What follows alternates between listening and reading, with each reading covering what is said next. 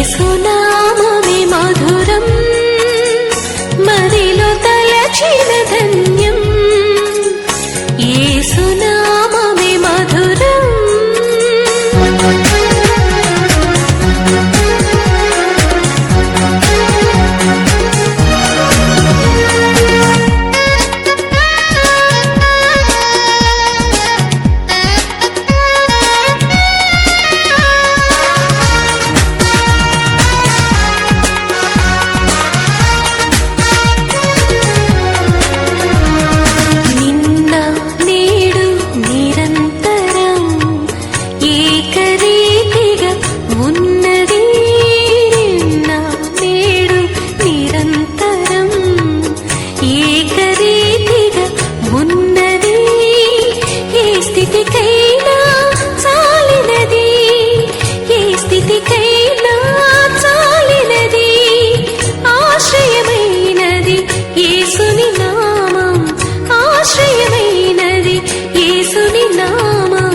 యేసునామమే మధురం, మదిలో తలచిన ధన్యం. యేసునామమే మధురం.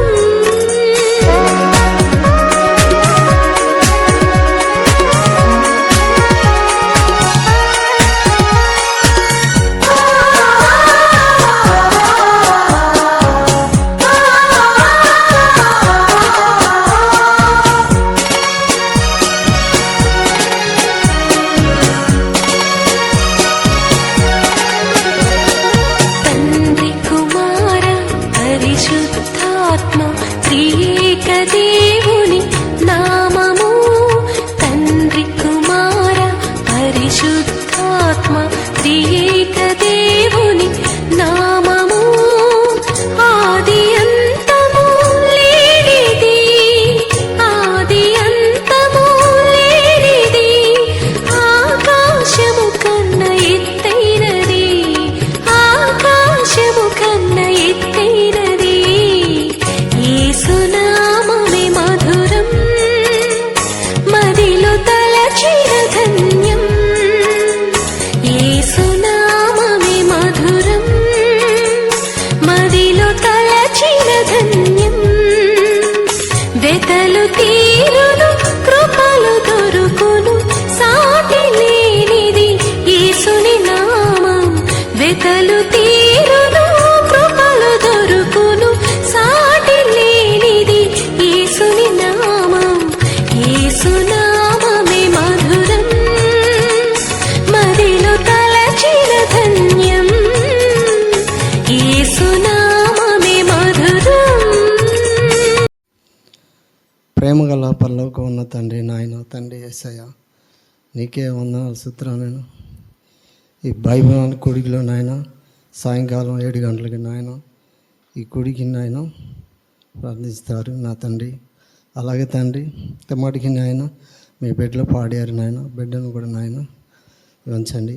అలాగే దాన్ని బిడ్డ వాక్యం అందిస్తుండగా బిడ్డను కూడా వాక్యాన్ని ప్రతి హృదయంలో ఉంచుకొని ఇన్నోవారి ప్రతి ఒక్కరు కూడా నీ భాగ్యాన్ని కలిగించండి నాయన. ఈ కరెంటును కూడా నాయన యాదంలో ఉంచుకొని నాయన ముగింపోడికి మీరే నాయన మహిమ ఘనత ప్రభావం పొందమని యేసయ్య నామమున ప్రార్థన చేసి వేడుకుంటున్నాను తండ్రి. ఆమేన్.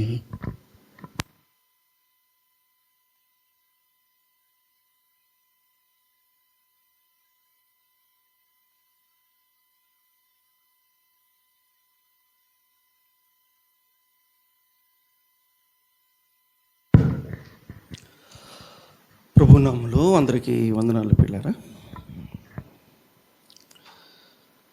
బైబిల్ గ్రంథంలో క్రొత్త నిబంధన హెబ్రీలకు రాసిన పత్రిక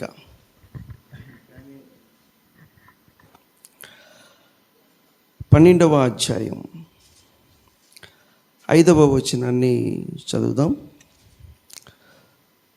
క్రొత్త నిబంధన బైబిల్ గ్రంథంలో 208 పేజీ నెంబరు, హెబ్రీ పత్రిక 12వ అధ్యాయం 5వ వచనం. నా కుమారుడా, ప్రభువు చేయు శిక్షను తృణీకరించకము. నా కుమారుడా, ప్రభువు చేయు శిక్షను తృణీకరించకము. ప్రార్థన చేద్దాం. మా ప్రేమ కలిగిన తండ్రి, ఈ రాత్రి కాలం ఎంతో శ్రేష్టమైనటువంటి మీ సన్నిధికి నాయన నడిపించిన మమ్మల్ని అందరిని బట్టి నీకు కృతజ్ఞతలు చెల్లిస్తున్నాం. మా ఆత్మీయ ఎదుగుదల కోసం, ఇంకా అనేక ఆత్మల రక్షణార్థ నిమిత్తమై మీ రక్తం ఇచ్చి సంపాదించిన కోరి కాలనీలో, శాల్యము మీ సంఘములో ప్రతి మంగళవారం ఈ క్రమ కూడికను బట్టి నీ వందనాలు చెల్లిస్తున్నాం. ఈ రాత్రి కాలం నాయన మీరు మాతో మాట్లాడబోతుండగా మా హృదయాల్ని ఖాళీ చేసుకొని మీ వాక్యంతో నింపుకోవాలని మిగులు ఆశతో మీ వైపు చూస్తున్నాం. ఆశ గల ప్రాణాన్ని తృప్తిపరుస్తానన్నావు. ఈ రాత్రి అమూల్యమైన అతి శ్రేష్టమైన ఆత్మ సంగతులు అత్యధికముగా మా హృదయాల్లోనికి అనుగ్రహించి మా ప్రభు రాకడ కొరకు మమ్మల్ని సిద్ధపరచమని యేసుక్రీస్తు నామములో ప్రార్థన చేసి వేడుకుంటున్నాము తండ్రి. ఆమేన్. పిల్లరా, దైవ గ్రంథంలో నూతన నిబంధన బైబిల్ గ్రంథం హెబ్రీలకు రాసినటువంటి పత్రిక 12వ అధ్యాయం 5వ వచనాన్ని మనం చదువుకున్నాం. మరొకసారి మన ప్రియులు చదువుచుండగా గమనించండి. నా కుమారుడా, పిల్లరా గమనించండి. అంటే ఇది ఒక వ్యక్తికి సంబంధించిన మాటలాగా ఉంది. ఇది అంతేనా? అందరికి సంబంధించిందా? ఏం చెప్పట్లా. అందరికీ అటు కుదిరితే ఒక పేరే చెప్పింది. ఇక్కడ ఒక పేరు చెప్పినప్పుడు ఒకరికే వర్తించింది. అందరికి వర్తించాలంటే ఏం చేయాలి? నా కుమారులారా, లోపలికి రా, కూర్చోగారు, పద్మకి రండి, లేకపోతే అన్ని ఖాళీగా. ఇప్పుడు ఏకవచనం కదా ఇక్కడ ఉంది. ఏకవచనప్పుడు ఒకళ్ళ పేరు చెప్తే ఒకళ్ళ పేరుకే వర్తించింది పిల్లారా. బహువచనం అంటే నా కుమారులారా అనాలి, అంతేగా. మనం ఇక్కడ ఆగిపోతాం. ఎక్కడ ఆగిపోతాం?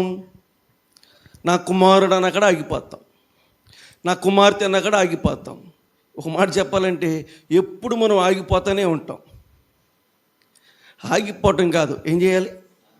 సాగిపోవాలి పిల్లరా. నా కుమారుడా అని ప్రభువు చెప్తున్నాడంటే ఇది ఒక వ్యక్తికి సంబంధించింది కానే కాదు. దాని యొక్క వివరణ మనం కింద చూస్తాం. నా కుమారుడా, ప్రభువు చేయు శిక్షను తృణీకరించుకుము అంటున్నాడు పిల్లారా. అంటే ప్రభువుని నమ్ముకున్నందుకు ప్రభు ఇచ్చే గొప్ప ఘనత ఆయన నమ్ముకున్న బిడ్డలకి ఏంటిది? ఇప్పుడు ఉంది కదా, శిక్ష. ప్రభువు ఆయన నమ్ముకున్న వాళ్ళని శిక్షిస్తాడంట పిల్లారు. ఎవరు ఇష్టపడతారు? ప్రభువు నమ్ముకున్నందుకు మాకేం కావాలి? ఆశీర్వాదం కావాలి. చూసి అలా చెప్తుంటే మీరు, ఆశీర్వాదం కావాలి. ప్రభువు నమ్ముకున్నందుకు ఏం కావాలి? దీవెని కావాలి. ప్రభువు నమ్ముకున్నందుకు ఏం కావాలంటే ఇక ఆకాశపు వాకిండ్లు ఇప్పి ఇక కుమ్మరించాలి. ఏంటది? ఆకాశపు వాకిండ్లు ఇప్పి కుమ్మరించాలి, అది కదా. అంతేగాని ఇదేంటి అసలుకి? క్రీస్తునందు పిల్లరా, ఇది బైబిల్ గ్రంథంలో ఉన్నటువంటి సంగతి. ఆయన నమ్ముకున్న కుమారులను, ఆయన నమ్ముకున్న కుమార్తెలను మొట్టమొదటిగా ఆయన చేసే పని ఏంటంటే ఆయన శిక్షిస్తాడు పిల్లరా. మనకు అర్థం అవటం కోసం దీన్ని ఇలా కొంచెం మారుద్దాం. అంటే అర్థం అవటం కోసం మారుతున్న వాక్యాన్ని మారవట్లా.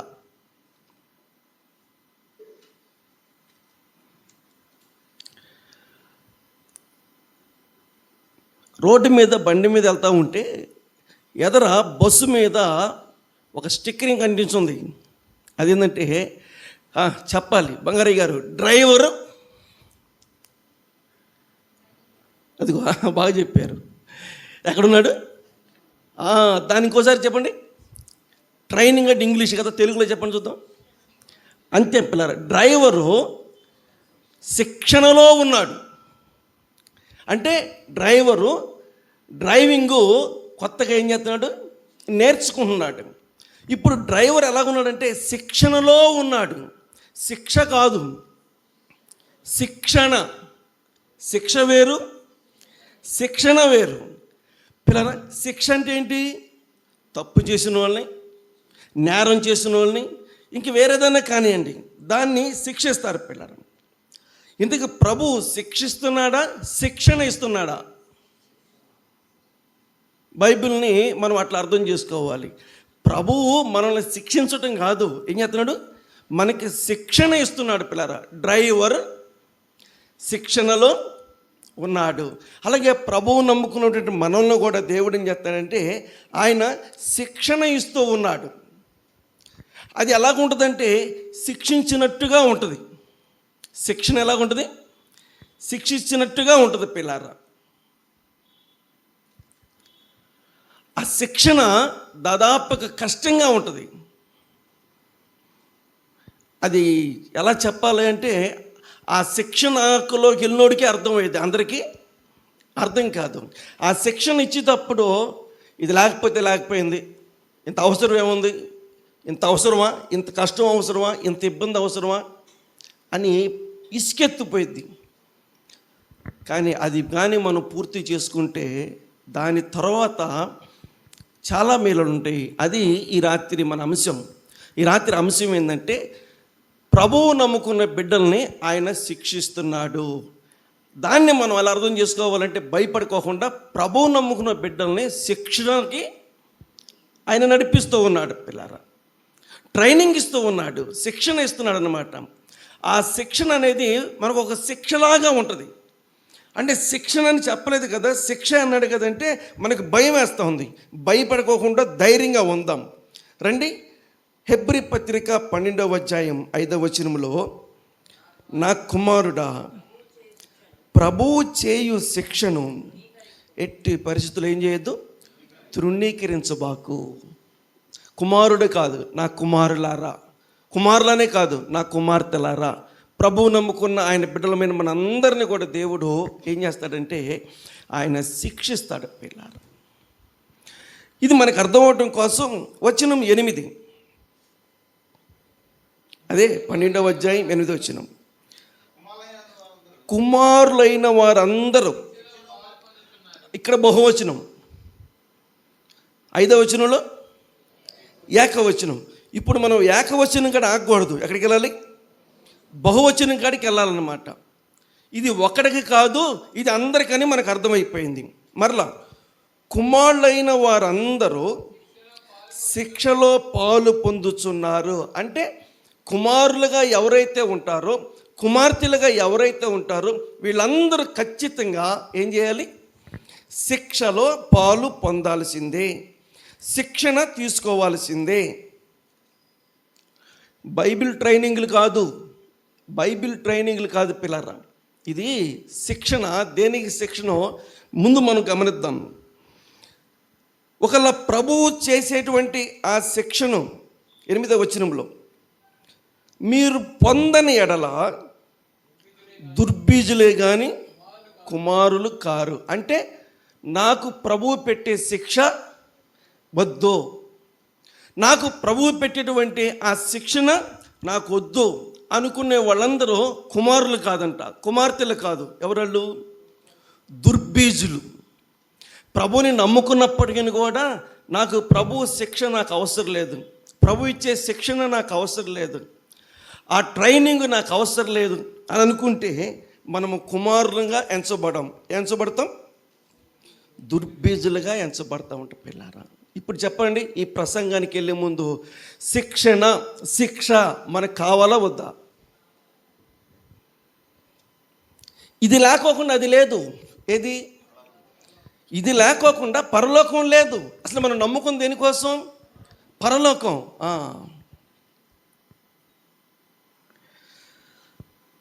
కష్టపడి నిద్రాగారాలు మానేసేసి మంచి సర్టిఫికెట్లు సంపాదించుకొని మంచి మార్కులు తీసుకొని ఉద్యోగాల కోసం చాలా చదువులు చదివి చివరికి ఉద్యోగానికి కూడా సెలక్షన్ అయ్యి ఉద్యోగం కూడా మనకి అనుగ్రహించిన తర్వాత ఏ ఉద్యోగం ఇచ్చినా ఆ ఉద్యోగంలో వెళ్ళే ముందు ప్రభుత్వం ఏం చేస్తారు? ఉద్యోగం ఇచ్చిన వాళ్ళకి ఉందా లేదా? ఇంకెందుకు అంత కష్టపడి చదివాం కదా, లక్షల రూపాయలు ఖర్చు పెట్టుకున్నాం కదా, చెప్పుల కాళ్ళు అరిగిపోయేలాగా చాలా దూరం ప్రయత్నం చేసి తిరిగి వచ్చాం కదా, మొత్తానికి ఉద్యోగం సాధించాం. కానీ అది పూర్తిగా నువ్వు బాధ్యతలు నెరవేర్చాలి అంటే దానికి ముందే ఉంటుంది, శిక్షణ ఉంటుంది. ఉద్యోగానికి నువ్వు ఎన్నికయ్యావు, ఉద్యోగం నీకు ఇస్తారు. కాకపోతే ఉద్యోగాన్ని ఎలాగ నీ జీవితంలో కొనసాగించాలో అని అంటే దానికి ముందే ఉండాలి, దానికి ట్రైనింగ్ ఉండాలి, దానికి శిక్షణ ఉండాలి పిల్లరా. అలాగే రక్షించబడ్డాం, బాప్టిజం తీసుకున్నాం, పరలోకానికి మనం వెళ్తాం. కానీ పరలోకానికి వెళ్ళే ముందు ఏం చేయాలి? దేవుడు మనల్ని శిక్షిస్తాడు, దేవుడు మనల్ని శిక్షణలోనికి నడిపిస్తాడు. మనం ఆ శిక్షణ సంపూర్తి చేసుకోవాలి. మనం ప్రభువు పెట్టేటువంటి శిక్షను మనము తృణీకరించుకోకుండా ఏం చేయాలి? దాన్ని మనం చేసుకోవాలి పిల్లారా. అప్పుడు కానీ ఆ పరలోకపు యొక్క విలువ మనకి అర్థం కాదు. ఆ లెక్కకొస్తే 8వ వచనం లెక్కల ప్రకారం కుమారులైన వారందరూ శిక్షలో పాలు పొందు, మరలా కుమారులైన వారందరూ శిక్షలో పాలు పొందుచున్నారంటే ఇప్పుడు ఈ శిక్షణ జరుగుతుందా లేదా? ఇలా చూడ నాకెళ్ళే. ఇప్పుడు మనం ఎన్నో బ్యాచ్ అంటే కొంతమందికి ఏం చేస్తారు చెప్పండి, ఉద్యోగంలో ట్రైనింగ్ ఇచ్చేసి వాళ్ళకి ఉద్యోగంలో పంపుతారు. మళ్ళీ నెక్స్ట్ ఇంకొక బ్యాచ్ వచ్చింది, ఏం చేస్తారు? ఇప్పుడు ఇక్కడ 6 బెటాలియన్లు అందరూ వచ్చి ఏం చేస్తుంటారు? ఫైరింగ్ చేస్తూ ఉంటారు. ఈ ఫైరింగ్లో వాళ్ళు ఓకే చేసిన తర్వాత ఆ బ్యాచ్ వెళ్ళిపోయింది, మళ్ళీ కొత్త బ్యాచ్ని తీసుకుంటారు. మళ్ళీ వాళ్ళకి ఏమి ఇవ్వాలి? మళ్ళీ ట్రైనింగ్ ఇవ్వాలి. అలాగే వచ్చే బ్యాచ్కి ట్రైనింగ్ ఇచ్చడం, పంపించడం పిల్లారా. ఆ లెక్కకొస్తే ఇప్పుడు మనం ఎన్నో బ్యాచ్, ఇలా చెప్పనా, మనం ఎన్నో బ్యాచ్ అంటే 2025వ సంవత్సరంలో ఉన్నాం కాబట్టి మన బ్యాచ్ ఎంత? 2025వ సంవత్సరం బ్యాచ్ పిల్లరా. అప్పుడప్పుడు మన వాళ్ళు చెప్తారు, చూసావా, నేను 10th క్లాసులో చదివే రోజు అంటారు, అదొక బ్యాచ్. నేను ఇంటర్మీడియట్ చదివేప్పుడు అంటారు, అదొక బ్యాచ్. నేను డిగ్రీ చదివేప్పుడు అదొక బ్యాచ్. చెప్పలేదు, నేను 7th క్లాస్ చదివేప్పుడు ఇదొక బ్యాచ్ పిల్లరా. ఇట్లాగా బ్యాచ్లుగా ఉంటాయి పిల్లారా. ఇది మంది ఇప్పుడు బ్యాచ్ అన్నమాట. ఇంతకేమిస్తున్నాడు ప్రభు? శిక్ష. ఆ లెక్కకొస్తే మనకంటే ముందున్న వాళ్ళందరికీ ఏమి ఇచ్చాడు? శిక్ష ఇచ్చాడు పిల్లరా. వాళ్ళందరినీ శిక్షించుకోకుండా అది మన దగ్గర ప్రారంభించాల, మనకంటే ముందున్న వాళ్ళందరినీ ఏం చేశాడు?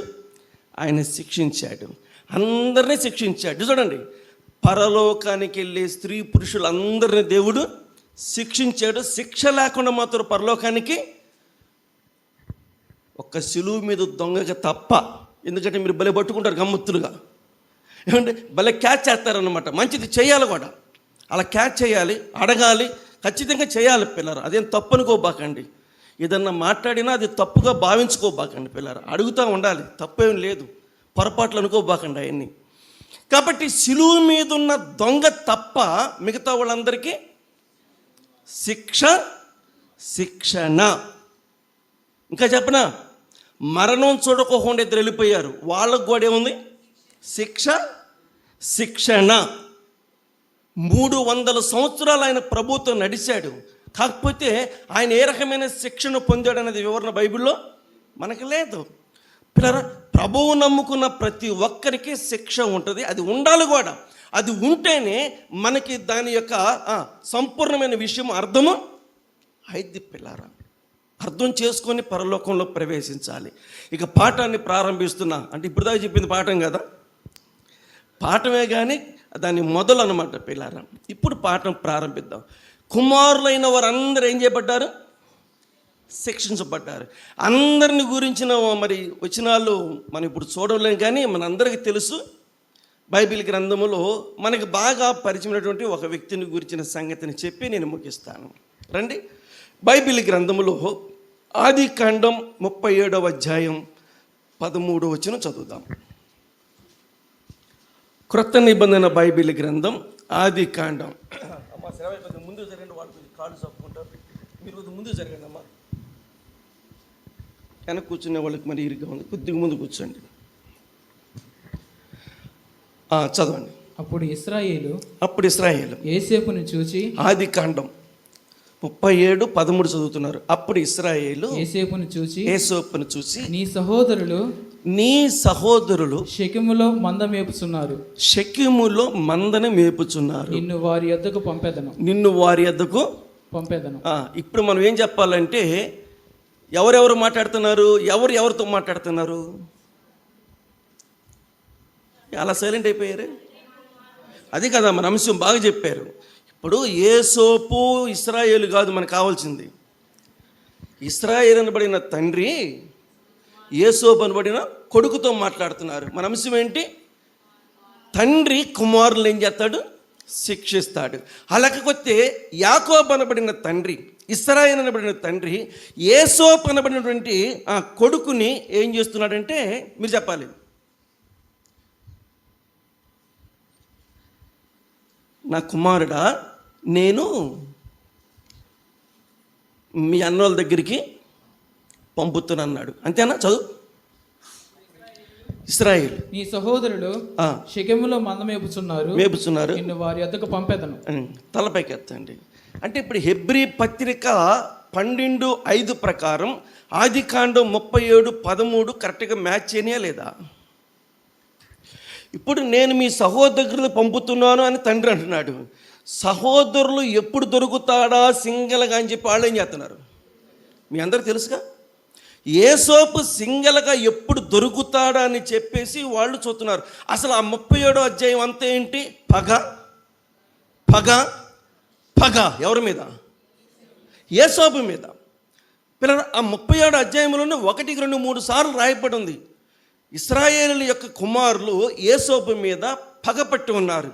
అంటే వాళ్ళకి ఎప్పుడైతే వీడు సింగల్గా దొరికితే పిండేద్దామని, లేకపోతే నలిపేద్దామని చెప్పేసి లేకుండా చేద్దామని వాళ్ళు ప్రయత్నాలు చేస్తున్నారు. దాదాపుగా ఈ సంగతి వాళ్ళ తండ్రి అయినటువంటి ఇశ్రాయేలుకి తెలుసు. తెలిసినా కూడా నీ సహోదరుల దగ్గరికి నిన్ను పంపుతున్నానంటే పరలోకపు దేవుడు చెప్పాలి ఏం చేస్తున్నాడు? శిక్షకి అతన్ని ముందుకు పంపుతున్నాడు. పిల్లరా, ఇప్పుడు ఈయన శిక్షని అమలుపరుస్తూ ఉన్నాడు. ఇప్పుడు శిక్షలో ఇతడు పాలు పొందాలి. ఇక్కడ రాయబడిన మాట ఏంటంటే, అన్నల గురించి యేసోపు కూడా బాగా తెలుసు. అన్నల యొక్క చెడుతనాన్ని తీసుకెళ్ళి తండ్రికి చెప్పినందుకు, విచిత్రమైన నిలువు టంగిని గురించి తర్వాత విషయంలో కానీ చెడుతనాన్ని గురించిన సంగతిని చెప్పినందుకు వాళ్ళకి 8 వచ్చింది, కోపం వచ్చింది. పిల్లారా, వచ్చిద్దా రాదా కోపం? మీరే చెప్పాలి, వచ్చిద్దా రాదా? మన గురించి ఎవరైనా చెప్పితే చెప్పిన మనకేమొచ్చింది? ఇప్పుడు మీ గురించి కూడా నాకు ఎవరైనా చెప్పారు అనుకో, నేను అడిగాను అనుకో, మీరు నా మీద కోపడరు, ఎవరిని కొడతారు? అసలు ముందు ఎవరు చెప్పారు తిమోతేయునికి ఈ సంగతి? ముందు తిమోతేయునికి ఎవరు చెప్పారు ఈ సంగతి అని చెప్పి చెప్పిన వాళ్ళ మీద ఏం చేస్తాం? కోపడతాం. పిల్లారా, అలాగే ఇప్పుడు యేసోపు మీద ఈ అన్నలకి ఏముంది? కోపం ఉంది. ఈ సంగతి యేసోపుకు కూడా తెలుసు. నేనంటాను, ఒక్క యేసోపు కాకోకుండా ఆ స్థానంలో నన్ను పెట్టినా కూడా నేనేం చేసేవాడంటే, నేను మాత్రం వెళ్ళను. నేను అసలు వెళ్ళను. నేను వెళ్ళను. పిల్లరా, మోషే అనలేదు నేను ఇశ్రాయేల్ దగ్గరికి నేను వెళ్ళను అన్నాడు. ఎందుకంటే వాళ్ళు వినే మనుషులు కాదు. అలాకపోతే వాళ్ళకన్నా మరి దారుణమైన వాళ్ళు వీళ్ళు. అయినప్పటికీ కూడా నేను వెళతాను అన్నాడా, వెళ్ళను అన్నాడా? మనందరం వెళ్ళం అని అంటాం, నేను కూడా వెళ్ళను అంటాను. కానీ యేసోపు అలాగనలా. ఎందుకంటే ఇది ప్రభు యొక్క శిక్ష. ప్రభు యొక్క శిక్షను ఏం చేయాలి అని అంటే, సామెతలు 12వ అధ్యాయం 1వ వచనం. శిక్షను ప్రేమించువాడు, సామెతల గ్రంథం, పాత నిబంధన బైబిల్ గ్రంథం, పేజీ నెంబరు 539. సామెతల గ్రంథం 12వ అధ్యాయం 1వ వచనం. శిక్షను ప్రేమించువాడు జ్ఞానమును ప్రేమించు. అంతే పిల్లరా, నిజంగా ఎవరు కూడా శిక్షను ఏం చేయరు. మరలా చెప్తున్నా, ఎవరైనా గమనించండి, నమ్మినోళ్ళే కాదు నమ్మనోళ్ళైనా సరే పిల్లరా, శిక్షణ ఏం చేయరు, ప్రేమించరు. స్కూల్కి ఆలస్యంగా వచ్చావు కాబట్టి దానికి పనిష్మెంట్గా 2 నిమిషాలు ఎండలో నిలబడేవాడికి మాస్టర్ గారి మీద ఏముంటుంది? ఆఫీసుగా ఆలస్యంగా వచ్చావు, ఎందుకు వచ్చావని అడిగితే ఆఫీసర్ మీద ఆ వ్యక్తికి ఏముంటుంది? పిల్లరా, కోపం ఉంటుంది. పిల్లరా, ప్రతి ఒక్క వ్యక్తికి శిక్షను అమలుపరిచినప్పుడు ఎవరైతే శిక్ష అమలుపరుస్తారో ఆ వ్యక్తి మీద మనకేమొచ్చింది? కోపం వచ్చింది. కానీ యేసోపుకి ఏమి రాలేదు, కోపం రాల. శిక్షను ఏం చేశాడు? ప్రేమించాడంట. శిక్షను ప్రేమించువాడు జ్ఞానమును ప్రేమించువాడు. అంటే జ్ఞానం అంటే ఎవరు? దేవుడు. మళ్ళీ జ్ఞానం అంటే వేరనుకోబాకండి. జ్ఞానం అంటే దేవుడు. అంటే శిక్షను అమలుపరిచింది ఎవరు? దేవుడు. ఆ శిక్షను ప్రేమించింది ఎవరు? యేసోపు. అంటే దేవుడు నా కోసం ఈ శిక్షను ఏర్పాటు చేశాడు కాబట్టి నేను ఈ శిక్షను ప్రేమిస్తున్నాను. అంటే దేవుడు ఏర్పాటు చేసిన శిక్షను నేనేం చేయను? తృణీకరించను. ఇది చూడండి, హెబ్రీ పత్రికలో ఉన్న మాటని పాత నిబంధన గ్రంథములోనే యేసోపు నెరవేర్చాడు. నా కుమారుడా, ప్రభువు చేయు శిక్షను తృణీకరించబాకు అని అంటే యేసోపు నేను స్వీకరిస్తున్నాను. వినాలి.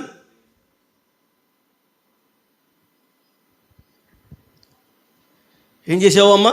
ప్రమాణం చేసావు. ఏం చేసావంట? ప్రమాణం చేసావు. ఏం ప్రమాణం? నా భర్తగా స్వీకరిస్తున్నాను. ఏం చేసావు? ప్రమాణం చేసావు. ఏం చేసావు? నా భారీగా. ఈ బాగానే స్వీకరిస్తాములే, అసలు స్వీకరించడం ఈ కాదు. ఏంటి చెప్పలేదండి. వాటిని స్వీకరించడానికే కదా ఇంత ఆర్భాటం చేసింది. వీటన్నిటికన్నా గొప్పది పరలోక రాజ్యం. ఆ పరలోక రాజ్యంలో చేరాలంటే ప్రభువు చేసే శిక్షను మనం ఏం చేయాలి?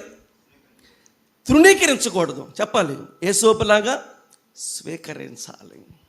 క్రీస్తు పిల్లారా, కుమారులందరూ వినాలి, శిక్షలో పాలు పొందారు. కుమారులందరూ శిక్షలో పాలు పొందారు. ఆ లెక్కకొస్తే యేసోపు అనబడిన కుమారుడు కూడా శిక్షలో ఏం చేశాడు?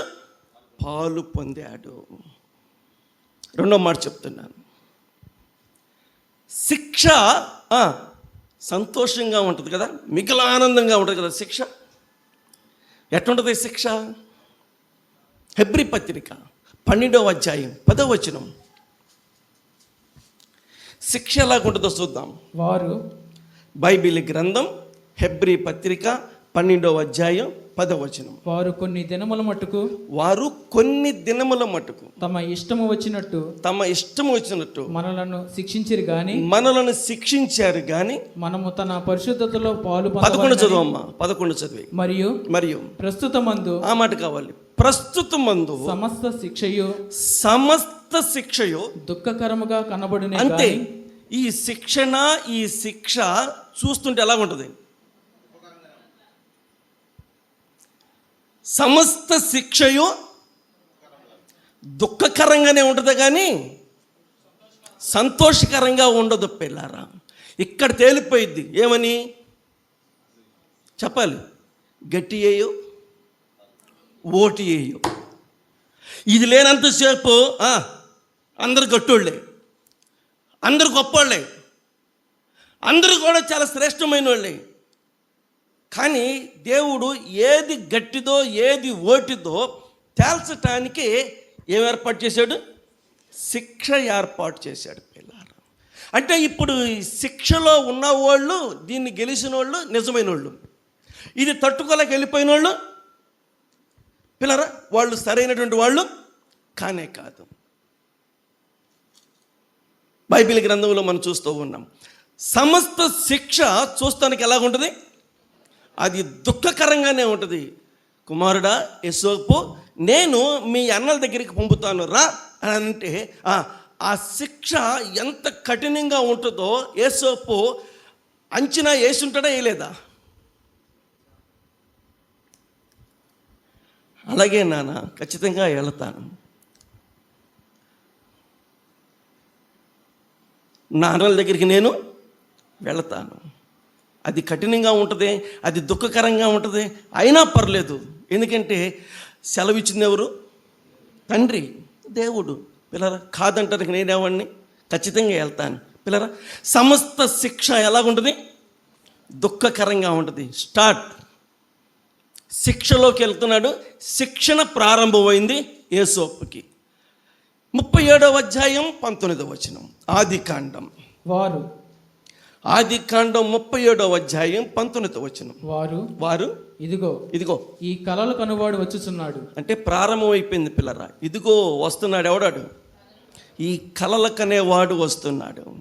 వీని చంపి, చూసారా, అంటే ఏం చేస్తారు? చంపుతారంట పిల్లరా. దీనికోసమేగా వాళ్ళు ఇప్పటి నుంచి ఎదురు చూస్తూ ఉంది. దీనికోసమేగా వాళ్ళు ఎప్పటి నుంచో ఆలోచనలు చేస్తూ ఉంది. వాళ్ళు ఆశించింది దేవుడు వాళ్ళకి అనుగ్రహించాడు పిల్లలు.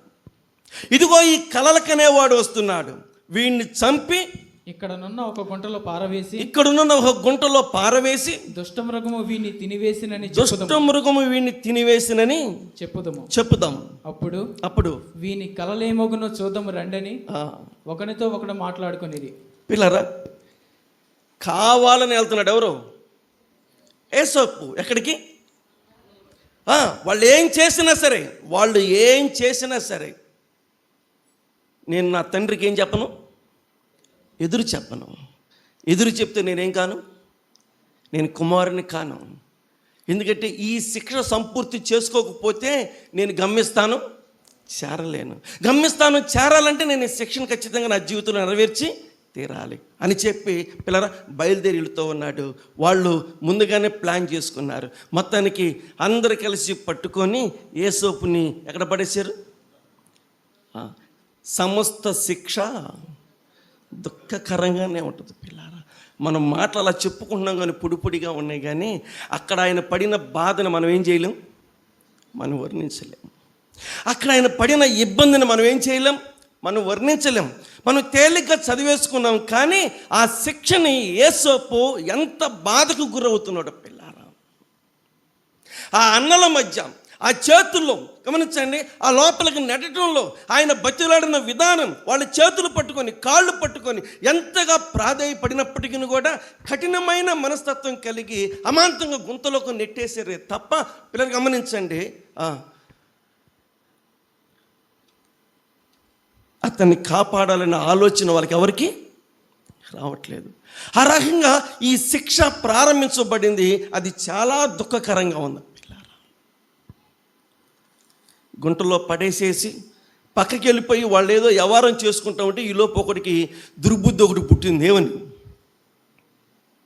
గుంటలో పడైతే మనకు ప్రయోజనం ఏముంది? ఏదైనా డబ్బు కావాలి కదా, ఇష్మాయిల్ వెళ్తున్నారు కదా, అన్ని గుంటలోంచి తీసి వాళ్ళకి ఏం చేద్దాం? అమ్మేద్దాం. ఎంతకి? 20 వెండి నాణ్యాలకి. పిల్లరా, మళ్ళా గుంటలోంచి పైకి తిత్తే నేను అనుకుంటున్నాను, యేసోపు మా అన్నల హృదయాలు ఏమైనాయి? కరిగినాయా ఇంకా కఠినమైనయా? పిల్లలు, మా అన్నల హృదయాలు కరిగిపోయినాయి అనుకున్నారు, కానీ వాళ్ళ లోపల ఉన్నది పైకి వచ్చిన తర్వాత కానీ అర్థం కాల. 28వ వచనం 37వ అధ్యాయం. మిద్యానీయులైన వర్తకులు, ఆదికాండం 37వ అధ్యాయం 28వ వచనం. మిద్యానీయులైన వర్తకులు ఆ మీదుగా వెళ్ళుచుండగా వారు ఆ గుంటలో నుండి యేసేపును పైకి తీసి ఆ ఇష్మాయేలీలకు 20 తులముల వెండినే అతన్ని అమ్మి వేసిరి. సాలే పిల్లరా, ఒక ప్రశ్నకి సమాధానం చెప్పండి, తర్వాత అంశంలోకి వెళ్దాం. గుంటలో ఉంటే బాగుండేదా, వీళ్ళకి అమ్మితే బాగుండేదా? మీ అనుభవంలో ఏం చెప్పాలి? మాకేం అర్థం కావట్లేదు పిల్లరా. అమ్మితే అది ఎట్లా ఉంటుందో, కొనుక్కున్నవాడు ఏమైనా చేస్తాడు, కొడుకున్నవాడు ఏమైనా చేస్తాడు, ఏం చేసినా ఏమంటానికి ఏం లేదు. అదే గుంటలో ఉంటే ఏ దుష్ట మృగం వచ్చేసి ఏం చేసేది? ఒక దెబ్బతో తినేసేది. సమస్య ఏమైపోయేది? ఫినిష్ అయిపోయింది. పిల్లలు ఇలా చూడండి, రోజుకి మంచంలో కుమిలి సత్తే బాగుంటుందా? ఒకేసారి ఏం కోరుకుంటాం మనం? వద్దయ్యా, ఈ బాధ వద్దయ్యా, అబ్బా ఆయనకి చెబుతాం, ఈ బాధ నేను పడలేనయ్యా, తీసేసుకోయా.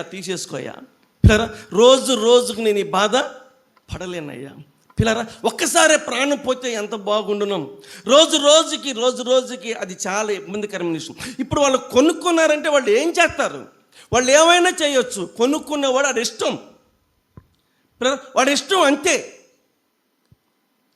ఒక దుష్టమృగం ప్రాణం తీసేస్తే అది వేరే విషయం, కానీ ఈ కొనుక్కున్న వాళ్ళు ఏది చెప్తే, ఎలా చెప్తే చెయ్యను అని అక్కడ చెప్పడానికి వీలు లేదు.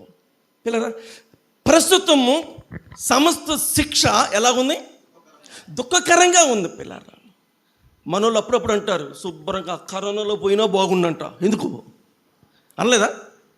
చాలామంది ఇప్పుడు వచ్చే బాధలను బట్టి, ఇప్పుడు వచ్చే ఇబ్బందులను బట్టి శుభ్రంగా ఆ కరోనాలో చాలామంది పోయారు, అప్పుడు పోయినా బాగుండు. మరి అప్పుడేనో మాస్కులు పెట్టి ఇంట్లోంచి బయటకు రాకోకుండా మరి దాక్కున్నావుగా. అప్పుడు బయటకు వచ్చావా? అప్పుడైనా బతుకు మీద ఆశ, ఇప్పుడైనా ఏదో బాధ వచ్చేసేలాగే శుభ్రంగా అప్పుడు పోయినా బాగుండు. మనం భలే మాట్లాడతాంలేండి పిల్లలు. బైబిల్ గ్రంథంలో యేసోపు ఈ శిక్ష ఎలాగుందంటే దుఃఖకరంగా ఉంది. ఇష్మాయేలుకి 20 వెన్నెలకి అమ్మివేశారు.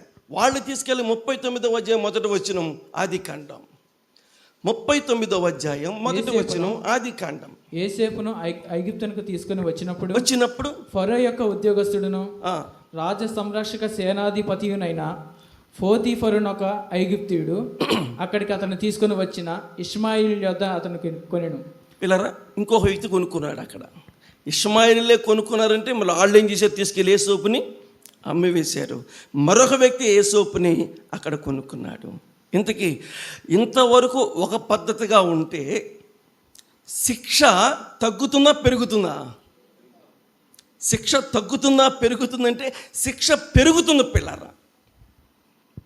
ఎలాగుంది ఇప్పుడు ఈ శిక్ష? 39:20 అతన్ని పట్టుకొని రాజు ఖైదీలు బంధింపబడి చెరసాలలో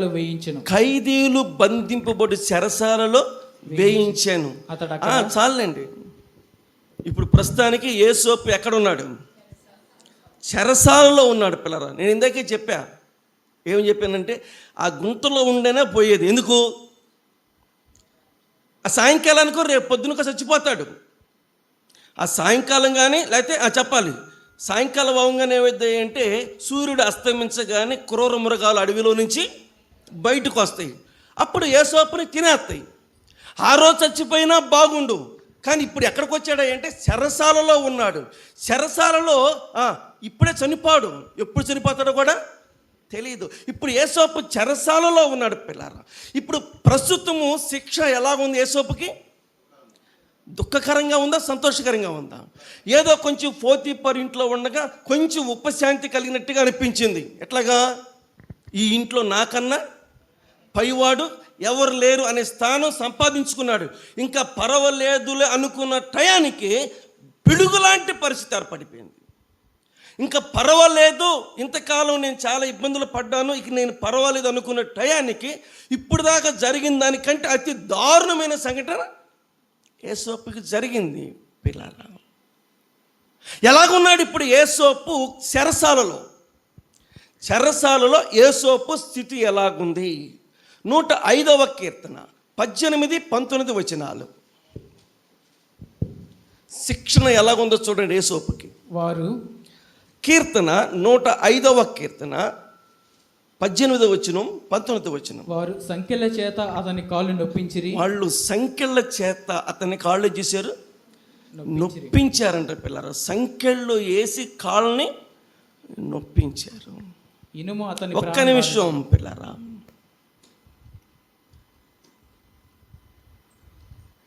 ఇంకెవరికైనా కాళ్ళకు సంకెళ్ళు వేసేసి నొప్పించారా యేసోపుని కాకుండా?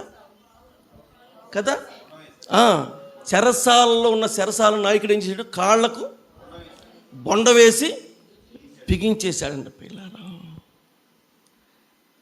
అక్కడైతే నొప్పించినట్టుగా మనకు కనపడతలేదు, కానీ ఇక్కడ మాత్రం ఏముంది?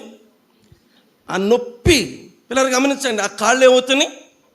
నొప్పి. ఇనుము అతని ప్రాణం ఏం చేస్తుంది? బాధిస్తూ ఉంది పిల్లరా. ఇనుము అతని ప్రాణాన్ని బాధిస్తూ ఉంది.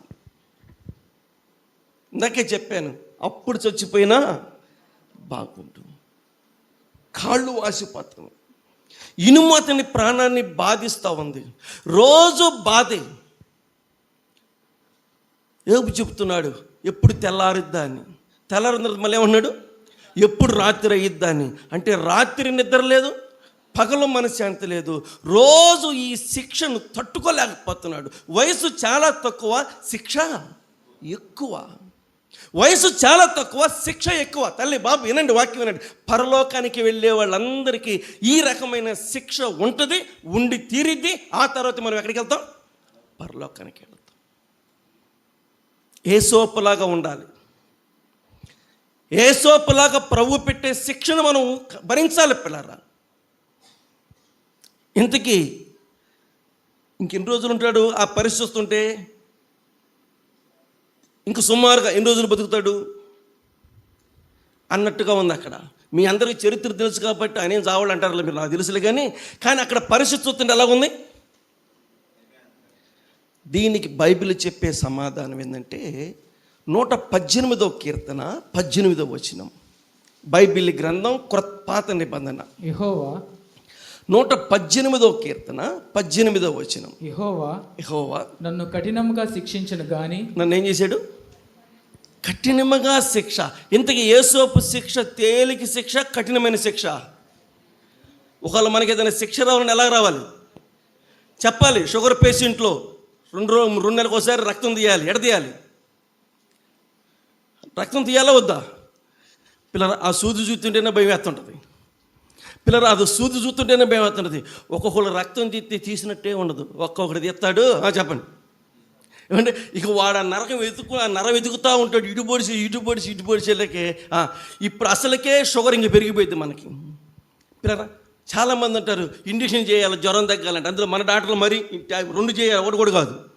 పిల్లలకు కూడా 2 చేయాలంటారు మన డాక్టర్లు అందరూ కూడా. పిల్లలు గమనించండి. ఎలా చేయాలమ్మా ప్రవీణ్, ఎలా చేయాలమ్మా ఇంజక్షన్? నొప్పి లేకుండా స్లోగా వచ్చాయి. పిల్లరా ఎవరైనా శిక్షణ ఏం కోరుకుంటారు? తేలిగ్గా ఉండాలి. శిక్ష చాలా శిక్ష తేలిగ్గా ఉంటుంది. శిక్ష ఎందుకు అయింది? తేలిగ్గా ఉంటుంది. శిక్ష ఎందుకు అయింది చెప్పండి? పరీక్ష ఎలా ఇవ్వాలి? తేలిగ్గా. అది పరీక్ష అంటే ఎవడన్నా ఏమంటే పరీక్ష తేలిగ్గా, పరీక్ష ఎలాగైద్ది? శిక్ష తేలిగ్గా ఉంటుంది. శిక్ష ఎందుకు అయింది?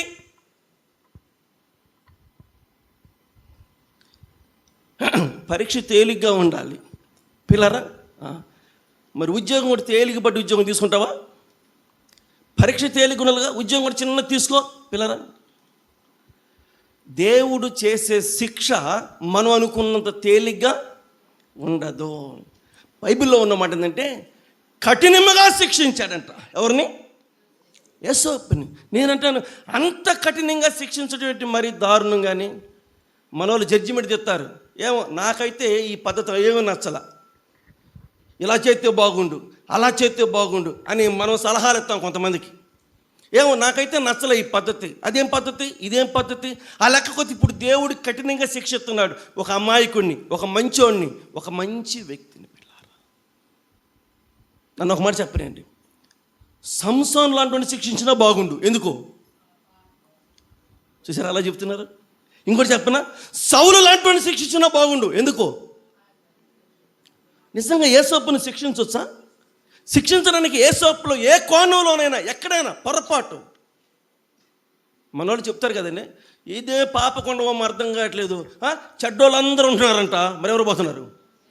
మంచోళ్ళందరూ పోతున్నారంట. ఇదేం పాపకొండవ? ఇది పాపకొండవా? ఇది పాపకొండవా? చెడ్డోళ్ళందరూ ఉంటున్నారు, మంచోళ్ళందరూ పోతున్నారు. పిల్లరా మన జడ్జిమెంట్లు ఆపండి. ఇంకా మనం అందరూ తీర్పరులు అండి అంటే మన దగ్గర నేర్చుకుంటాడు ఆయన. యేసోపుని శిక్షించడం ఏంటి? అసలు యేసోపుని శిక్షించకూడదు. ఏం చేయాలి? పిల్లరా శిక్షిస్తాడు. ఏ తప్పు లేకపోయినా, ఏ పొరపాటు లేకపోయినా ఖచ్చితంగా దేవుడు శిక్షిస్తాడు. శిక్షించకపోతే ఈయన కొడుకు కాడు, ఆయన తండ్రి కాడు. కొడుకులు అనబడిన వాళ్ళందరూ, కూతురులు అనబడిన వాళ్ళందరూ తండ్రి ద్వారా ఏం చేయబడాలి? శిక్షించబడాల్సిందే. అయితే ఎలాగుంటుంది శిక్ష? దుఃఖకరంగా ఉంటుంది. ఎలా ఉంటుంది శిక్ష? పిల్లలు గమనించండి, దీనికన్నా చావటమే బెటర్. ఇనుము బాధిస్తుంది, సంఖ్యలు కాళ్ళు నొప్పులేస్తామని పిల్లరా. అయినను దాని యందు అభ్యాసమే చేయాలి తప్ప, దానిలో అభ్యాసం చేయాలి తప్ప పిల్లలు గమనించండి, ఈ శిక్షను తీసేయమని అంటానికి వీలు లేదు. ఇవన్నీ చెప్పి మిమ్మల్ని భయపెట్టాల్సిన పని లేదు. కానీ అసలు విషయం చెప్పి నేను ప్రార్థన చేస్తాను. అది ఏంటంటే, నా కుమారుడు ప్రభువు చేయు శిక్షను తృణీకరించొద్దు. తర్వాత ఎలాగుంటుంది ప్రభువు చేసే శిక్ష అంటే? ప్రస్తుతం ఎలాగుంటుంది? అది దుఃఖకరంగానే ఉంటుంది కానీ సంతోషకరంగా ఉండదు. ఆ లెక్క కొట్టి ఎందుకు దేవుడు ఇంతగా శిక్షిస్తాడు అని అంటే దానికి సరైన ఆన్సర్ హెబ్రీ పత్రిక 12:7. శిక్షాఫలము అయిపోయింది, ప్రసంగమే అయిపోయింది. హెబ్రీ పత్రిక 12వ అధ్యాయం 7వ వచనం. శిక్షాఫలము పొందుటకై చాలు. శిక్షను పొందినోడికి ఏముంది? శిక్షణ పొందినోడికి ఫలం ఉంది. ఇప్పుడు ఫలం వద్దనే వాళ్ళు చెప్పండి చూద్దాం. ప్రతి వాళ్ళకి ఏం కావాలి? ఫలం కావాలి. ఫలం కావాలంటే ఏం చేయాలి?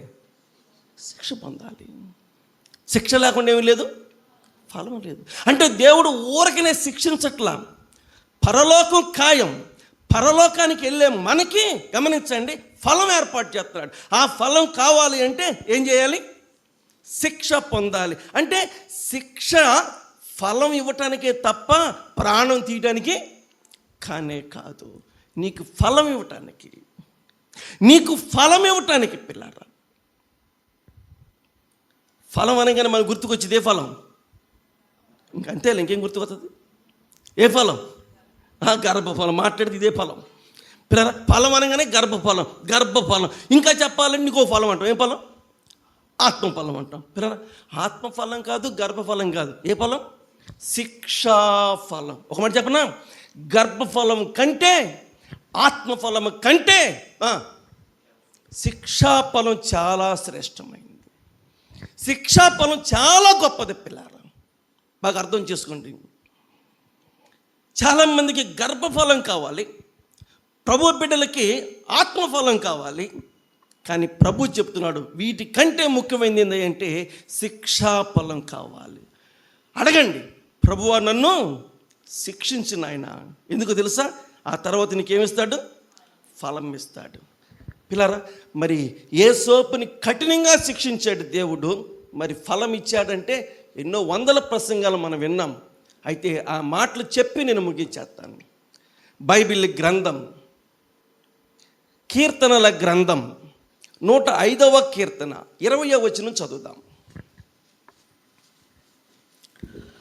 పాత నిబంధన బైబిల్ గ్రంథం, కీర్తనల గ్రంథం 105వ కీర్తన 20వ వచనం. రాజు వర్తమానం పంపి, పేజీ నెంబర్ 507. రాజు వర్తమానం పంపి అతనిని విడిపించెను. ప్రజలను ఏలేవాడు అతన్ని విడుదల చేశాను. ఇంతకీ ఎవరి గురించి చదువుకున్నాం? యేసోపు గురించే చదువుకున్నాం. అదేంటి యేసోపుని గురించి ఆది కాండంలో కదా అంటే, ఆది కాండంలో చరిత్రను ఎత్తి కీర్తన గ్రంథంలో పెట్టాడు పిల్లరా. ఆ కీర్తన గ్రంథంలో ఉన్నటువంటి శిక్షించబడిన వ్యక్తినే చెప్పాలి హెబ్రీ పత్రికలో పెట్టాడు. అంటే యేసోపు ఎన్ని తరాలకు మాదిరి? అన్ని తరాలకి మాదిరి పిల్లారా. యేసోపు అన్ని తరాలకు మాదిరి. ఈరోజు నిజంగా ఎంత మంచిగా జీవించినా దేవుడు శిక్షిస్తున్నాడు అని అంటే మనకి యేసోపే మాదిరి. కాబట్టి ఇప్పుడు యేసోపుకి కబురులింది ఏమని? రాజు వర్తమానం పంపించాడంట. ఎవరి కోసం చెప్పాలి? చెరసాలలో ఎంతమంది ఉన్నారు? అది రాజు ఖైదీలు ఉన్నటువంటి చెరసాల. ఖైదీలు చాలామంది ఉన్నారు, కానీ ఆహ్వానం ఒక్కడికే. ఎవరికి? యేసోపుకే. ఏమంటే రాజుగారు వర్తమానం పంపించి పిలుస్తున్నాడు. ప్రజలను ఏలేవాడు పిలిపిస్తున్నాడు. ఇలా చెప్పాలనుకుంటున్నాను. ఎందుకు పిలుస్తున్నాడు? రాజు ఎందుకు పిలుస్తున్నాడు? పిలిపించు అని దేవుడు ఆజ్ఞాపించాడు. ఎందుకు పిలుస్తున్నాడంటే, మరి ఇప్పుడు దాకా శిక్ష అనుభవించాడుగా, కఠినమైన శిక్ష అనుభవించాడుగా, దానికి ఏమి ఇవ్వాలి? శిక్ష ఫలం తీసుకోవడానికి పిలుస్తున్నారు పిల్లారా. ఇప్పుడు యేసోపు చూడాలి, శిక్షను పొందినందుకు, కఠినమైన శిక్షను పొందినందుకు దేవుడు అభినందించి అన్ని రాజు అయినటువంటి ఫరో నుంచి అతనికి ఫలము అనుగ్రహింపచేస్తున్నాడు. నేను ముగింపులో చెప్పాల్సిన మాటలు ఏంటంటే, శిక్ష ఎక్కువ, ఫలం ఎక్కువ పిల్లరా. శిక్ష ఎక్కువగా ఉందా, ఫలం ఎక్కువగా ఉందా? అది ఇప్పుడు చెప్పి నేను ప్రార్థన చేస్తాను. బైబిల్ గ్రంథంలో యేసోపును పిలుస్తూ ఉన్నారు. ఇప్పుడు యేసోపు వస్తూ ఉన్నాడు. రాగానే యేసోపుని గురించిన సంగతి 41-40 ఆది కాండం. ఆది కాండం 41వ అధ్యాయం 40వ వచనం. నీవు నా ఇంటికి అధికారివై ఉండవలెను. నీవంటే ఎవరు పిల్లరా? శిక్షను సంపూర్ణంగా చేసుకున్న యేసోపు. వినాలి, శిక్షను సంపూర్ణంగా చేసుకున్న యేసోపు పిల్లరా. ఒక నూతనంగా ఉద్యోగంలో జాయిన్ అయ్యేవాడికి పై అధికారి ఉద్యోగం వచ్చినప్పుడు ఏమిస్తాడు? సెకండ్ పిల్లరా. ఎందుకు? శిక్షణ ఏం చేసావు చెప్పాలి. శిక్షణ ఏం చేసావు, పరీక్ష ఏం చేసావు, చక్కగా ఫస్ట్ క్లాస్లో చక్కగా అన్నిటిలో విజయం సాధించావు అని ఆ ఉద్యోగం వచ్చేటప్పుడు అతనికి సెకండ్ తీసుకొని అతను అభినందించి పిల్లరా అప్పుడు అతనికి ఉద్యోగ బాధ్యతల్ని అప్పగిస్తాడు. ఇది చిన్న ఉద్యోగం కాదు. ఆలోచన చేయండి. ఫరో చెప్తున్నాడు, నీవు నా ఇంటికి అధికారివై ఉండు, నీవు నా ఇంటికి అధికారివై ఉండు. పిల్లరా తన ఇంటినే యోసేపు స్వాధీనానికి అప్పగించేశాడు. పిల్లరా నేను నాకు మనసు చెప్పాలనుకుంటున్నాను, ఆయన శిక్ష అనుభవించేటప్పుడు ఈ రకమైనటువంటి ఫలం వచ్చిందని అతను అనుకోవాలా. ఈ రకమైన ఫలం వచ్చిందని అతడు ఏం చెప్పాలి, అనుకోవాలా. చెప్పండి పిల్లలు, 10th క్లాస్ పాస్ అవుతాను మీరు అందరూ అనుకున్నారు? 10th క్లాస్ అందరూ ఇక్కడ ఎవరు లేరా 10th క్లాస్ వాళ్ళు? పిల్లరా అదేంటో నాకు అర్థం కాదు. ఈ సంవత్సరం 10th పాస్ పాస్ పాస్ నిజంగా పాస్ కాని వాళ్ళు కూడా పాస్ అయిపోయారు. నాకు ఆశ్చర్యంగా ఉంది పిల్లలు. అసలు వీళ్ళు పాస్ ఎవరు ఊహించాల, అలాంటిది అందరికి పాస్ పాస్ పాస్ మొత్తానికి భలే చేసేసారులే. నేను ఈ మాట చెప్తున్నా, నిజంగా చెప్తున్నాను. ఆ రోజు అర్ధరాత్రి నిద్రపోతున్నా, మందా కిషోర్ పోయి వచ్చేసి తిమోతేనా నేను పాస్ అయ్యాను అన్నాడు. మందా కిరణ్ అన్న ఏమైనా పేరు కిరణ్ చిన్న డేవిడ్, నేను ఫుల్గా నిద్రలో ఉన్నా, నేను పాస్ అయ్యాను అన్నాడు. అని అసలు నేను ఎలా పాస్ అయ్యాను అన్నాడు. ఒరే అంటే ఈయన పాస్ అవుతాడని ఆయనకే తెలియదు. ఏమంటే ఈయన పాస్ అవుతాడని ఈయనకే తెలియదు, కానీ పాస్ అయిపోయాడు. ఎలా పాస్ అయ్యాడంటే వాళ్ళు పాస్ చేసేసారు. అంటే ఏం లేదు అక్కడ గొప్పతనం. అందులోనే గొప్పతనం ఉన్నట్టుగైతే ఈ పాటికి ఉద్యోగం చేసేవాడు. అందులో గొప్పతనం లేదని అర్థమైపోయింది. పిల్లలు అది ఊరికి అలా పాస్ అయ్యాడు అంతే, అది ఈయన గొప్పతనం. అలాంటి వాళ్ళు చాలామంది ఉన్నారులే. నేను ఎందుకు పేర్లు చెప్తానంటే నా సొంత మనుషులు కాబట్టి ఆ సలువును బట్టి పేర్లు చెప్తాను. మీలో కొంతమందికి ఫీల్ అవుతుంటారేమో. పిల్లలు గమనించండి, సొంత మనుషులు కాబట్టి ఆ రకంగా పేర్లు చెప్తూ ఉంటాను నేను. దయచేసి అర్థం చేసుకోండి. నా ఇంటి పైన అధికారివై ఉండు. పిల్లరా ఆయన పొందిన శిక్ష ఏంటి, ఆయన పొందుతున్న ఫలము ఏంటి? అందరూ ఐగుప్తులో ఉన్నటువంటి సహస్రాధిపతులు, సేనాధిపతులు, ఇంకా పిల్లరా జ్యోతిష్కులు, లేకపోతే ఇంకా చాలామంది ఉన్నారు. అందరూ ఒక్కసారి కళ్ళలో పెట్టేసేసారు. ఏదో ఇస్తాడులే అనుకున్నాను కానీ పదవి, ఏదో పదవి ఇస్తాడు అనుకున్నాము కానీ ఏకంగా ఇంత పదవి ఇస్తాడని మేము ఊహించాల. ఇంత పదవి ఇస్తాడని మేము ఊహించాల. పదవి ఇస్తాడనుకున్నాం కానీ ఏదో ఒకటి ఇస్తాడనుకున్నాం కానీ ఇంత పెద్ద పదవి. చివరికి ఆ ఇంటిని ఏలుబడి చేసే అంత అవకాశం వచ్చేసాడు. పిల్ల శిక్ష అది మనకి పెద్దలాగా ఉంటుందిలే కానీ దేవునికి చిన్నదే. అది మనకి పెద్దదిలాగా ఉంటుంది కానీ అది చిన్నదే. ఆ శిక్షను మనం సంపూర్ణం చేసుకుంటే ఫలం ఎంత ఉంటుందంటే యేసోపే మనకి మాదిరి. మరలా ఏమన్నాడు 41వ వచనంలో, 40 పూర్తి చేయండి. నా ప్రజలను నీకు విధేయులయ్యుందురు, సింహాసన విషయంలో మాత్రమే 40 చదువు. నీవు నా ఇంటికి అధికారివై ఉండవలెను, అధికారివై ఉండు. నా ప్రజలందరూ నీకు విధేయులయ్యుందురు, సింహాసన విషయంలో మాత్రమే. పిల్లరా ఐగుప్తు దేశం అంతా ఒకటి ఎవరి చేతిలో పెట్టాడు? యోసేపు చేతిలో పెట్టాడు. సరే ఇంటినంటే వదిలేసేయండి, ఇంటిని కాదు దేన్ని, దేశాన్నే ఐగుప్తు చేతుల్లో పెట్టాడు. పిల్లరా దేశాన్ని.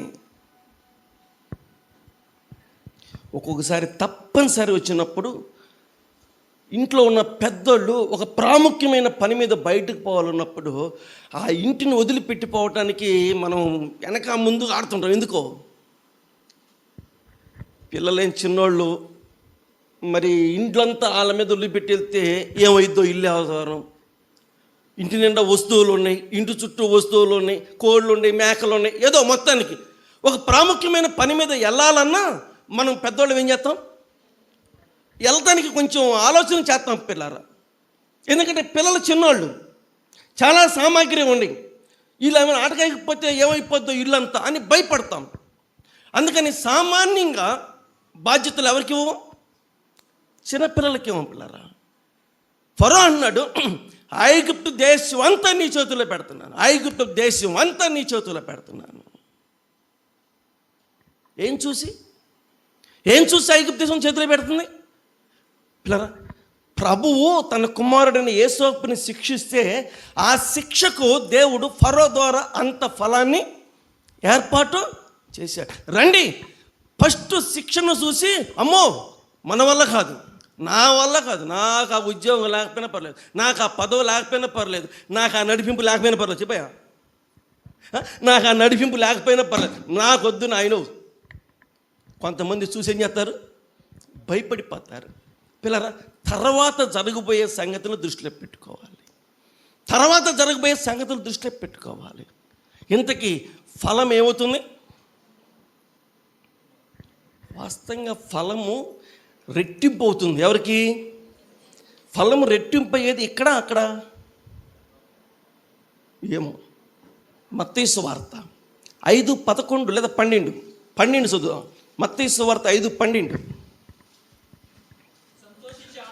మత్తయి సువార్త 5:12. సంతోషించి ఆనందించుడి. చూడండి, పరలోకములో మీ ఫలం ఏమైంది, కానీ ఇక్కడ అధికమవుతుంది. ఎవరికి? పిల్లరా, అసలు పరలోకంలో ఫలం అధికం కావాలి, కానీ ఎక్కడ అధికం అవుతుంది? ఇక్కడే అధికం అవుతుంది. అంటే అక్కడిది అక్కడ అధికం అవుతుంది, ఇక్కడిది ఇక్కడ అధికం అవుతుంది. ఇటు చూడాలి. మనోళ్ళు అప్పుడప్పుడు చెబుతారు, మన కత్తికి ఒక పక్క, మన కత్తికి ఒక పక్క కాదు, ఎన్ని 2 పక్కల. మన కత్తికి 2 పక్కల పదును. అక్కడ పరలోకంలో ఫలం అధికం అవుతుంది, ఇక్కడ కూడా ఫలం ఏమవుతుంది? అధికమవుతుంది. శిక్షా ఫలం ఇది. ఇదే ఫలం, ఇది శిక్షా ఫలం. పిల్లరా, ఈ శిక్షను సంపూర్ణం చేసుకున్న యేసోపుకి ఫలం ఇస్తూ ఉన్నాడు. పిల్లరా, ఇంటి మీద అధికారి, ఐగుప్తు దేశం అంతటి మీద అధికారి, అధికారిగా గుర్తింపులోనికి రావటానికి ఉంగరం. పిల్లరా, అధికారిగా గుర్తింపులో రావడానికి ఉంగరం, మెళ్ళ ఒక చైను. ఈయన అధికారం అని రుజువు చేసుకోవటానికి ఒక వస్త్రం, సన్నపు నార వస్త్రం. అధికారి వస్తున్నాడు అంటానికి ఒక ఆధారం, రెండవ రథం చెప్పాలి. ఇనుము అతని కాళ్ళని ఏం చేసింది? బాధించేసింది. ఇప్పుడు ఆ బాధించిన కాళ్ళతో ఏమెక్కుతున్నాడు? ఏమండి, ఆ బాధించిన కాళ్ళతో ఏమెక్కుతున్నాడు? రథం ఎక్కుతున్నాడు. శిక్ష కొంచెం, ఫలం ఎక్కువ. మనం ఆ చిన్న శిక్షను చూసుకొని మనం భయపడిపోతాం, బెత్తరపోతాం, పిల్లలు ఆగిపోతాం. చూడండి, ఇంత ఫలము. ఇక నేను చెప్పాల్సిన మాట ఏంటంటే, ఫలము అతనికైనా ఇంకా ఎవరికైనా వర్తించిందా ఫలము అని అంటే 42:25 ఆదికాండం 42:25. మరియు యేసోపు వారి గోనెలను ధాన్యముతో నింపి ఎవరి రోకలు వారికి గోనెల్లో ఉంచుటకును, ప్రయాణం కొరకు భోజన పదార్థములను. ఇంతకి ఫలము ఆయనకు ఒక్కడికైనా ఇంకెవరికైనా వర్తించిందా? తన సహోదరులకు కూడా ఫలం వస్తుంది. మీ చేతులెత్తి వందనాలు చెప్తున్నాను. ఎవరి సహోదరులు? పిల్లరా, ఎవరి సహోదరులు అంటే యేసోబుని కఠినంగా ఏం చేశారు? శిక్షించారు. కఠినంగా శిక్షించారు. పిల్లరా, కఠినంగా శిక్షించిన వాళ్ళకి భోజనం పెడతామా అని అడుగుతున్నాను నేను. పెట్టరా అన్నారు. అందరూ అడ్డం కూర్చున్నారు. పెట్టకపోతే ఇంక మనం పరలోకానికి వెళ్ళాము. పరలోకానికి వెళ్ళాలంటే భోజనం ఎవరికి పెట్టాలి? నేను ఇప్పటికి ఎన్నిసార్లు చెప్పాను, ఒక్క క్యారేజీని అటు పోయినా నాకేం తెలియట్లా. తిట్టిన వాళ్ళకి, కొట్టిన వాళ్ళకి క్యారేజీలు పంపటం నేర్చుకోండి అమ్మా.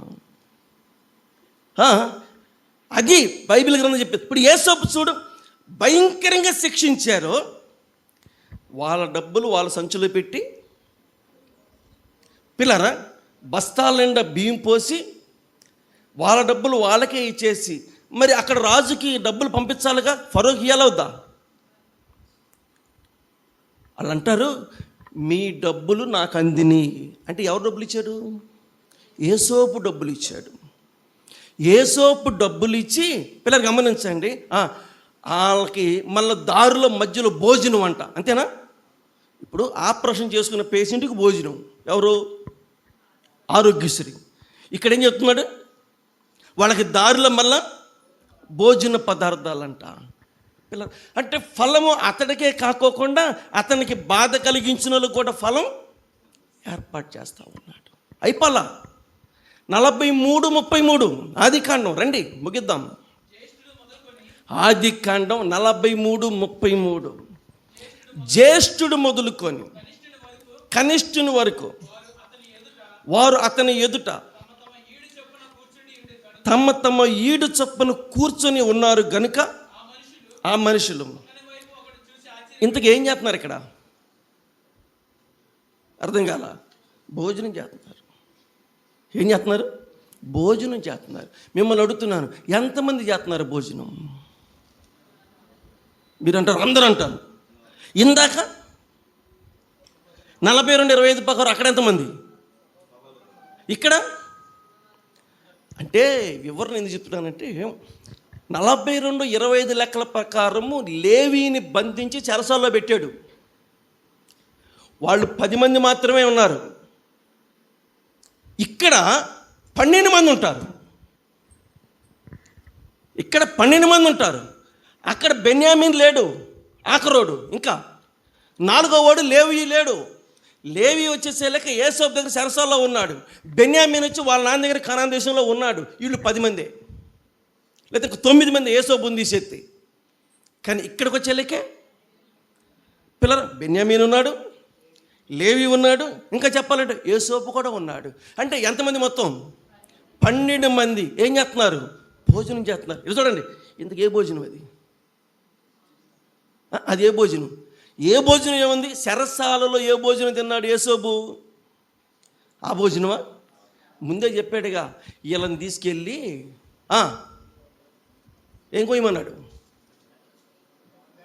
ఒక వేటను కోసి భోజనం సిద్ధం చేయండి, నాతో పాటు కలిసి వీళ్ళు మధ్యాహ్నం ఏం చేస్తారు? భోజనం చేస్తారు. ఫలం ఆయనకు ఒక్కడికైనా, ఆయన అన్నదమ్ములకు కూడానా?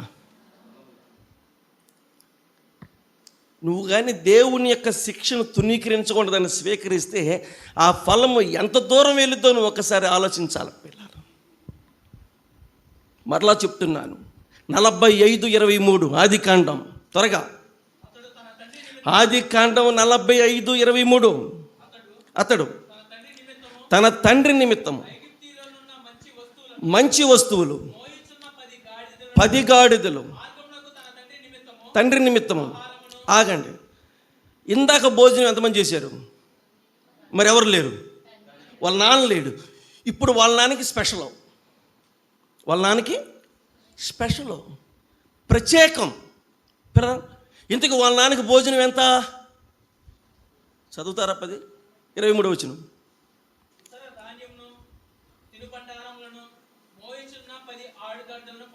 ఏది? ఈ 10 గాడిదలు ఏం మోసుకెళ్తున్నాయి? ఎంతమంది తినడానికి? వాళ్ళ నాన్న తినే ఆహారం. నేను అంటాను, వాళ్ళ నాన్న ఎంత తింటాడు? వాళ్ళ నాన్న తెలియకపోతే మీ నాన్న చెప్పండి అయ్యా, మీ నాన్న ఎంత తింటాడు? మా నాన్న అంటాడు, నేనేం తింటాను రా, ఎంత తింటాడు అంట. మా నాన్న నేనేం తింటాను రా, ఎంత తింటాడు అంటాడు. మా నాన్న ఎంత తింటాడు మాకు తెలుసు. ఇక మాంసం ఉందంటే ఇక మా నాన్న చెప్పాల్సిన పనే లేదు. పిల్లలు గమనించండి, మా నాన్న బాగా తింటాడు. మా నాన్న మేము తక్కువ తింటాం అనుకోండి, మేము కూడా బాగా తింటాం. మాకు తోటలందరూ కూడా అరా మేము కూడా బాగానే తింటాం. పిల్లలు ఆలోచించండి. ఎందుకు మాటలు చెప్తున్నానంటే, వాళ్ళ నాన్న ఎంత తింటాడు అంటే 10 గాడిదలు మోయగలిగినంత ఆహారం. 10 గాడిదలు మోయగలిగినంత ఆహారం అంటే ఫలము ఎంత గొప్పదో చూడండి. మీరు ఫలము ఎంత గొప్పదో చూడండి పిల్లారా. ఆ రోజే కానీ ఆ శిక్షణ కానీ యేసోబు తృణీకరించినట్టయితే, ఆ రోజే కానీ ఆ శిక్షణ చూసి భయపడిపోయి, ఆ రోజే వాళ్ళ నాన్న మీ అన్నోళ్ళ దగ్గరికి వెళ్ళమంటే నేను వెళ్ళను, మనం ఆడేది ఇదే మొట్టమొదటి, నేను వెళ్ళను, నువ్వేమైనా అనుకో, నేను వెళ్ళను. ఎవడేమనుకోండి, ఇక్కడ నీకు వచ్చే ఫలాన్ని పోగొట్టుకుంటావు. ఏమంటే నీకు వచ్చే ఫలాన్ని పోగొట్టుకుంటావు. ప్రభు చెప్పేది ఏంటంటే ఫలం పోగొట్టుకోకూడదు, ఫలాన్ని ఏం చేసుకోవాలి? సంపాదించుకోవాలి. ఫలాన్ని ఈరోజు ఇంతగా చెప్పుకుంటున్నాం, ఇంతగా సత్యంతవరకు చెప్పుకుంటాం. ఇప్పుడు చెప్పండి, ఫలము ఎంతమంది గుర్తించింది? మొట్టమొదటిగా 42:25 లెక్కల ప్రకారం 9 మంది, 43:33 లెక్కల ప్రకారం 12 మంది, 45:23 లెక్కల ప్రకారం తండ్రికి బైబిల్ గ్రంథం 47:12 త్వరగా. ఆది కాండం 47:12. మరియు యేసోపు తన తండ్రిని, తన సహోదరులను, తన తండ్రి కుటుంబీకులు వారందరినీ వారి వారి పిల్లలు లెక్క చొప్పున వారికి ఆహారం ఇచ్చి, ఇంతకి ఫలము యేసోపుకి చెప్పాలి, ఆసేనతికి అని చెప్పాలి పిల్లరా, ఎఫ్రాయిముకి, మనష్షేకి, అంతవరకేనా? అందరికంటే ఎంతమంది 46:26 అక్కడే 46:26. యాకోబు కోడండ్రను మినహాయించి పుట్టి అందరూ 66 మంది అంట పిల్లారా. ఏమండి ఎంతమందికి? 66 మందికి పిల్లారా. ఒకే ఒక్క మాట సమాధానం చెప్పండి. శిక్షణ భరించింది ఎంతమంది? ఒక్కడ శిక్షణ భరిస్తే ఒక్కడి ద్వారా ఎంతమంది మేలు పొందుతున్నారు? 66 మంది మేలు పొందుతున్నారు పిల్లారా. 66 మంది మేలు పొందుతున్నారు. నేను అంటాను, నువ్వు ఒక్కదానివే శిక్షణ పొందితే నీ కుటుంబానికి ఎంత మేలు ఉంటుందో, నీ కుటుంబానికి ఎంత మేలు ఉంటుందో పిల్లారా. చాలామంది బాధపడతారు. ఒకసారి మోషే కూడా బాధపడ్డాడు. నేను ఒక్కడిని ఇదంతా పడాలా బాధ? నా ఒక్కడికే పట్టిందా? వేసుకుంది మెడ మీద కూడా ఆయనే. ఎవరో నాకు కావాలని కోరుకుంది కూడా ఆయనే. భారం ఎక్కువేళ్ళకి ఏం చేశాడు? నా ఒక్కడికే పట్టిందా, నేను ఒక్కడినే చేయాలా అని చెప్పి మళ్ళీ తర్వాత బాధపడ్డాడు. యేసోపు అలాగేం చేయట్లేదు, బాధపడతలా. ఒక్కొక్కసారి పరిచర్య ఎంతమంది ఉన్నా రారు పిల్లరా. చేసినోడే చేయాలి. ఒక ఆమెకి చేసినామే చేస్తూ ఉండాలి. నేనంటాను, గొనుక్కోబాకండి, బాధపడబాకండి. నువ్వెంత చేయగలుగుతావో చేసుకో, నువ్వెంత చేసుకోగలుగుతావో చేసుకో. రేపు పొద్దున్న ఫలం నీకే వచ్చింది పిల్లరా. చేయని వాళ్ళకి ఫలము రాదు. నేను చేసుకున్నాను, నేను ఎంతో చేసుకున్నాను, నేను ఒక్కనే చేసుకున్నాను. ఈరోజు ఆ ఫలాన్ని నేను అనుభవిస్తున్నాను పిల్లరా. చేసుకోండి, పర్లేదు. అందరూ రావాలని కోరుకుంటున్నాం, కానీ కొంతమంది రాలేరు పిల్లరా. రాలినప్పుడు మనం ఏం చేయలేం. అందుకని ఎవరు రాగలుగుతారో, ఎవరు చేసుకోగలుగుతారో వాళ్ళు చేసుకోండి. రాలేదని చెప్పేసి బాధపడబాకండి, సనగబాకండి, గొనుక్కోబాకండి. నువ్వెంత చేయగలుగుతావో చేసుకో. రేపొద్దున దేవుడు లెక్కల కట్టి ఏం చేస్తాడు? నీకు ఫలం ఇస్తాడు. చూడండి, యేసోపు ఒక్కడు, వినాలి వాక్యం, ఒక్కడే శిక్షణ అనుభవించాడు పిల్లరా. ఈరోజు దేవుడు కృప చూపించి ఆ ఫలము తన చెప్పాలి రక్త సంబంధులంతా కూడా అనుభవించేలాగా చేశాడు. ఆఖరి వచనం 50వ అధ్యాయం బైబిల్ గ్రంథంలో 20వ వచనమా 20 50వ అధ్యాయం 20వ వచనం. మీరు కీడు చేయ ఉద్దేశించితిరి కానీ నేటి దినమున జరుగుతున్నట్టు, అనగా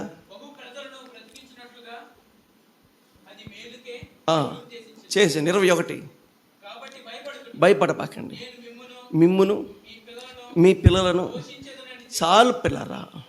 ఫలము ఎంతవరకు వెళ్ళిపోతుంది?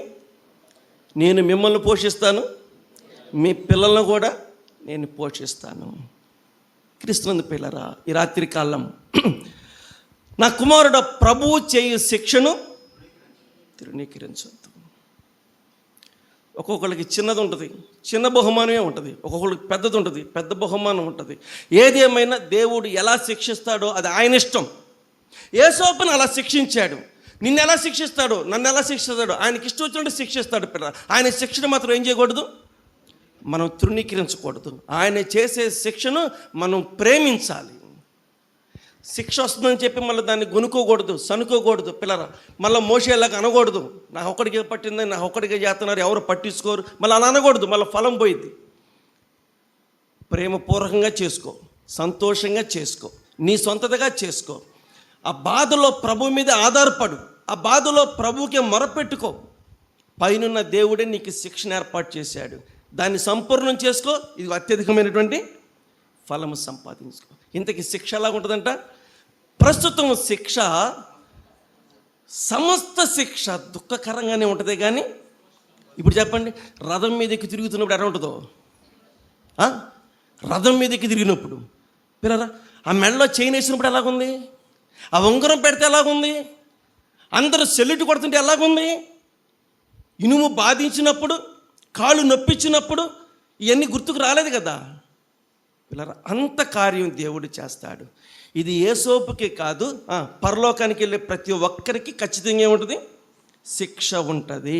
ఇలా చెప్పరా, నాకేం శిక్ష లేదంటే నువ్వు కుమారుడు కాదు, కుమార్తె కాదు, దుర్బీజులే.